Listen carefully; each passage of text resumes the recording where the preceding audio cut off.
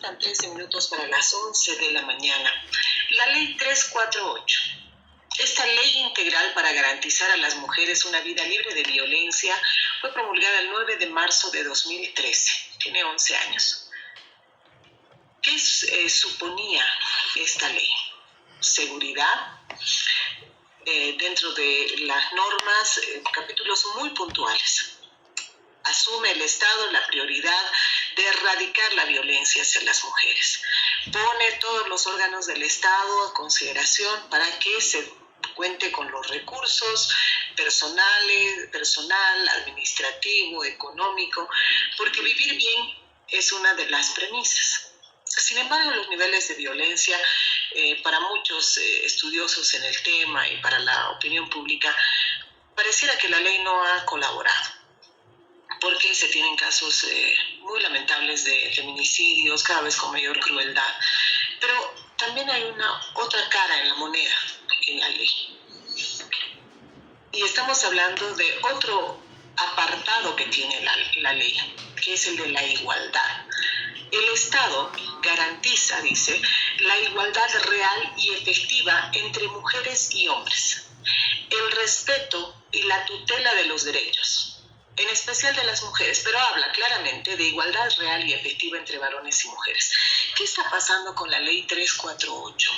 Pareciera que no está siendo bien interpretada, no está siendo bien ejecutada, porque en los últimos días se ha podido apreciar a través de redes sociales y además en manifestaciones en Plaza Murillo, por ejemplo, a un grupo de varones, padres de familia, demandando cambios en la ley, porque los operadores de justicia parecieran no interpretar a cabalidad el término igualdad, porque si bien esta ley está dirigida hacia erradicar la violencia hacia las mujeres, no deja desamparado al varón. Entonces, hay un grupo muy importante de gente y ha empezado un movimiento para poder realizar cambios en esta normativa. Nos hemos puesto en contacto con el abogado penalista Marcelo Ramos. Con él vamos a abordar el tema de la ley 348. Porque ¿cuáles son las falencias que tiene la norma? ¿Por qué existen estos casos? Hay muchos varones que dicen, también somos víctimas de violencia. No nos dejan ver a nuestros hijos, se convierten en moneda de cambio. Somos agredidos físicamente por las mujeres, por su familia, y resulta que cuando acudimos a una instancia policial no podemos levantar una denuncia. Y no se trata, amigos, de ir en contra del género, se trata de igualdad y se trata además del respeto mutuo que debe existir.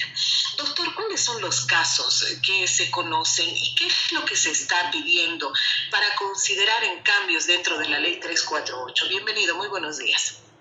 ¿Cómo estás, Paula? Muy buenos días. Un gusto estar con ustedes. Bueno, como decías, justamente hago mías tus palabras al señalar que cómo puede funcionar una ley de género específica que en este caso excluye al otro 50% de la población que somos los hombres y prácticamente nos incluye a última hora por la ventana, como se dice de manera coloquial, mediante el artículo 5, justamente para evitar la inconstitucionalidad de esta ley, ¿no? Se sabe que en ningún país del mundo han funcionado estas leyes de género y lamentablemente hoy, como decías, 11 años después, la ley 348 simplemente es la promesa de justicia que nunca se ha cumplido.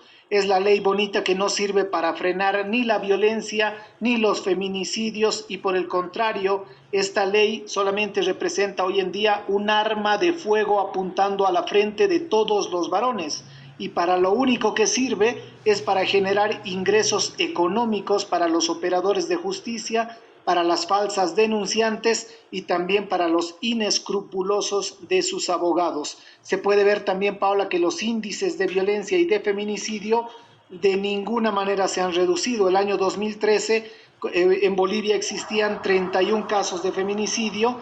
El 2022 hemos tenido más de 90 casos. Imagínate, el 2023 hemos sobrepasado los 80 casos. El 2016, según el INE, existían 32,000 casos de mujeres víctimas de violencia en todo Bolivia. Sin embargo, el año 2022 se tienen, según las cifras, más de 38,000 casos. Entonces, Paula, ¿de qué ha servido esta ley? Absolutamente de nada. ¿Y no? ¿Y cuál es el nombre que tú hacías referencia de esta ley? Es la ley para garantizar a las mujeres una vida libre de violencia. El artículo 3 dice que el Estado debe erradicar la violencia. Sin embargo, eso no se ha visto en lo absoluto el día de hoy. Claro, ahora se habla de las cifras, lógicamente como mujeres, además nos identificamos, nos solidarizamos y como sociedad repudiamos los feminicidios, pero revisando la ley se habla del bienestar común de mujeres y hombres. Se habla de eliminar las brechas de desigualdad para el ejercicio pleno de las libertades de mujeres y de hombres. La cultura de paz entre mujeres y hombres. ¿Qué ha pasado en la lectura, en la interpretación que hacen, por ejemplo, los efectivos policiales, los que están a cargo de las oficinas contra la violencia? Va un varón en todo su derecho, limitado por su condición de poder responder físicamente a una agresión de su cónyuge, de su esposa, que además tiene hijos. Esa denuncia no progresa, pese a que un varón podría presentar golpes o incluso se han conocido casos, lo hemos comentado internamente, de varones que han ido incluso con amenazas de muerte, en fin, una serie de cosas y que no han tenido éxito. ¿No puede poner un hombre una denuncia también por violencia? Bueno, Paula, si bien el artículo 14 de la Constitución Política del Estado determina que todos somos iguales ante la ley, y así también lo determinan la Declaración Universal de los Derechos Humanos, el artículo 5 de la Ley 045 en contra de la discriminación, parecería que en la realidad esto no es verdad, porque si un hombre se presenta en la Fuerza Especial de Lucha contra la Violencia y trata de promover una denuncia en su favor, muchas veces es lamentablemente despachado, enviado hasta la Fuerza Especial de Lucha contra la Violencia. Sin embargo, uno dirá, pero finalmente igual le están permitiendo a ese hombre formalizar su denuncia, pero no es tan así, Paula, ya que una mujer que denuncia a un hombre por violencia familiar puede hacer que ese hombre obtenga una condena de hasta 4 años de cárcel y esté detenido preventivo durante mucho tiempo mientras se investiga el caso. Sin embargo, si un hombre es enviado a la Fuerza Especial de Lucha contra el Crimen, tendría que denunciar a su mujer, a su pareja, en este caso por el delito de lesiones graves y leves. Entonces la condena es totalmente diferente, ya que la pena que afrontaría la mujer sería de trabajo comunitario. Imagínate, entonces no existe equidad ni igualdad en este tipo de casos. ¿Cuáles son los errores principales de la ley? ¿Sería inconstitucional o qué se tiene que hacer con la ley 348? Bueno, ha habido una acción de inconstitucionalidad concreta justamente con relación al artículo 272 bis del Código Penal, que nos habla del delito de violencia familiar y doméstica, así como también con relación a la ley 348. Sin embargo, lamentablemente, y como era de esperarse, no ha procedido la misma, ya que en este caso las autoridades justamente alegan de que no existe ningún tipo de vulneración en favor del hombre, ya que el artículo 5 de la ley 348 determina que las disposiciones de la ley serían aplicadas a toda persona que por su situación de vulnerabilidad sufra cualquier forma de violencia independientemente de su género, refiere. Entonces, de esa manera nos daría a entender que los hombres tienen todo el derecho. Sin embargo, hace un par de semanas en la FELCB, en la ciudad de La Paz, ubicada en la calle Loaiza, existía una circular por la cual se disponía que ningún hombre más podía denunciar. Tengo entendido que se ha retirado la misma y actualmente nuevamente se estarían aceptando. Sin embargo, la muestra más clara es que en las cárceles de mujeres no se encuentran mujeres condenadas por la ley 348. Sin embargo, por el otro extremo, las cárceles de varones, en las cárceles de hombres existe un completo hacinamiento con hombres detenidos preventivos y condenados, ¿no? Ojo que a través de esta nota no estamos justificando en absoluto a feminicidas, maltratadores, golpeadores de mujeres, en absoluto. Estamos hablando del otro extremo, porque como ocurre habitualmente, pues hay una parte y hay una contraparte. Se tiene cifras de mujeres que han perdido la vida de maneras muy crueles en manos de hombres feminicidas. Se tiene registros, porque también hay varones que han perdido la vida en manos de sus parejas, de sus esposas, cónyuges? Lamentablemente, Paula, son cifras completamente silenciosas, ¿no? Parecería que al Estado, y con todo respeto lo digo, y al país entero, a la sociedad boliviana, le preocupa más el maltrato animal y la violencia en contra de la mujer. Sin embargo, lamentablemente, que no existan cifras no significa que la violencia en contra del hombre no exista.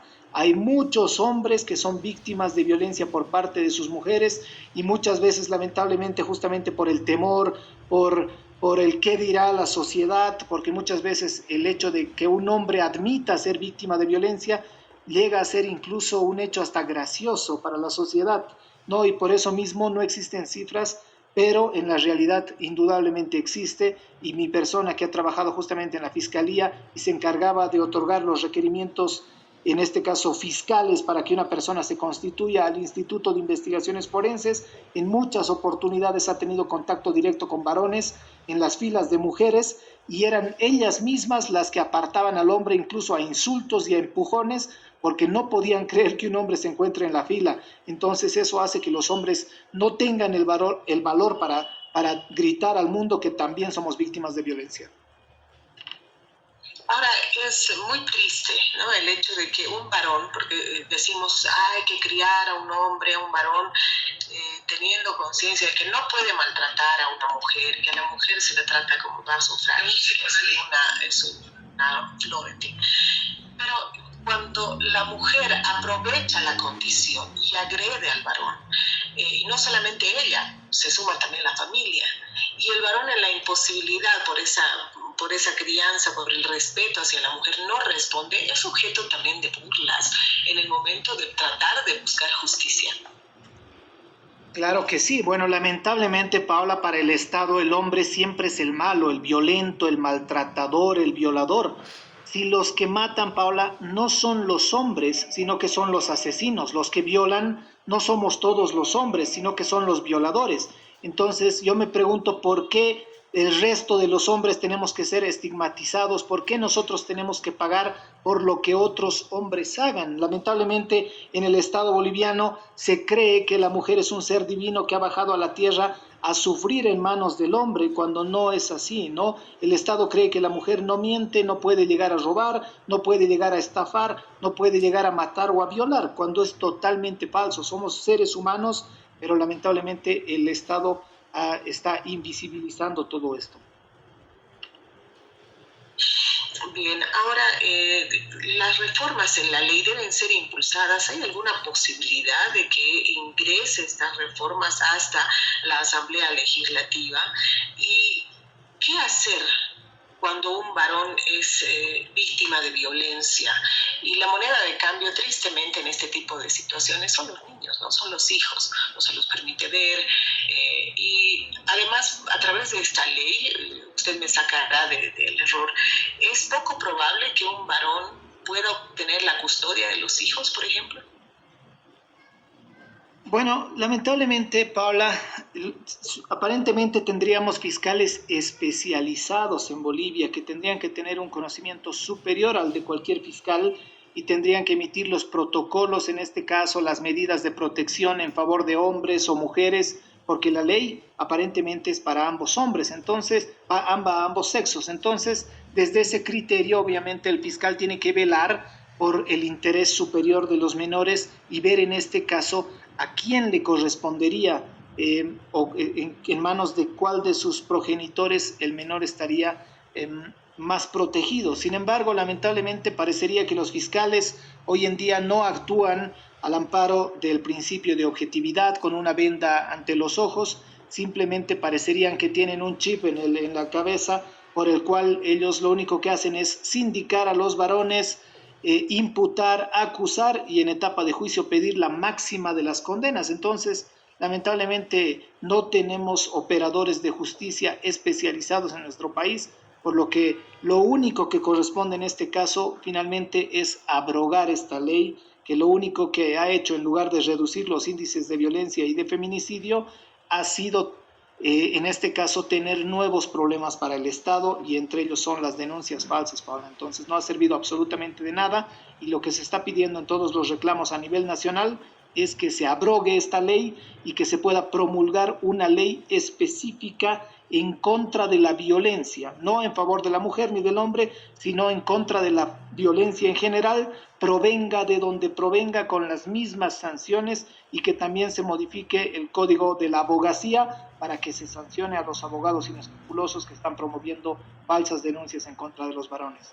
Y no negamos en lo absoluto que exista la violencia en contra de la mujer. Mi persona como abogado penalista trabaja en favor de mujeres incluso de manera gratuita y hace todo para enviar a los verdaderos maltratadores a la cárcel. Claro, porque bien dice usted, lo que se quiere son normas específicamente para...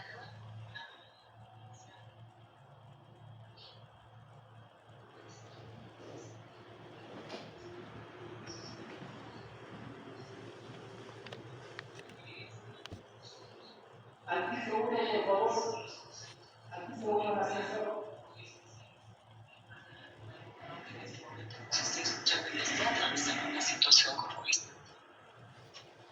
Bueno, lo que se tiene que hacer, considero en este momento, Paula, es importante considerar que si les mostramos a todas las mujeres bolivianas que lo único que puede hacer el Estado para poner fin a la violencia simplemente es abrir las puertas de las cárceles de par en par, entonces estamos completamente perdidos, porque las verdaderas mujeres víctimas de violencia no son las que denuncian, porque justamente en este tipo de casos las verdaderas víctimas de violencia no buscan la cárcel para sus parejas, y lo único que vamos a conseguir será que cada día más inocentes van a ser quienes llenen las cárceles bolivianas solamente por odio y resentimiento de mujeres despechadas, y en lugar de invertir en prevención, tendremos que invertir en la construcción de más cárceles pensando que estamos solucionando un problema cuando no es así. No quiero dejar de cerrar esta entrevista, querida Paula, con una frase de Bertolt Brecht y Martin Niemöller que dice: vinieron por los judíos y como yo no era judío no hice nada y se los llevaron. Vinieron por los gitanos y como yo no era gitano no hice nada y se los llevaron. Hoy vienen por mí, miro a todo lado y no hay nadie para reclamar por mí. Eso quiere decir que si no hacemos algo ahora por estos hombres, más adelante cuando nos toque a nosotros, Paula, ya va a ser demasiado tarde. Un minuto en la cárcel representa 100 años de daño psicológico, y el Estado tiene que reconocer que esta ley ha sido un total fracaso.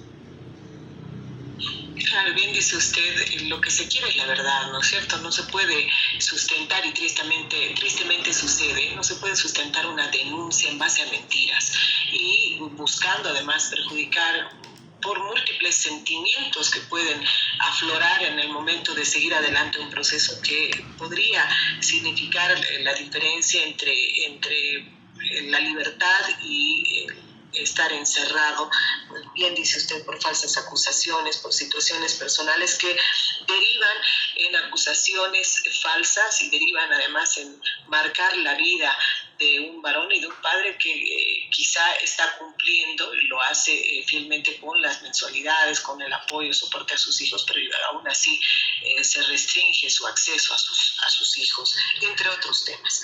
Ha sido muy importante conversar con usted, don Marcelo Ramos, como abogado penalista y además como apoyo, bien decía usted, a los varones que están en este tipo de procesos tan penosos. Muchísimas gracias por su participación en Panamericana. Muy buenos días. El placer es mío, Paula. Permiso. Información de actualidad.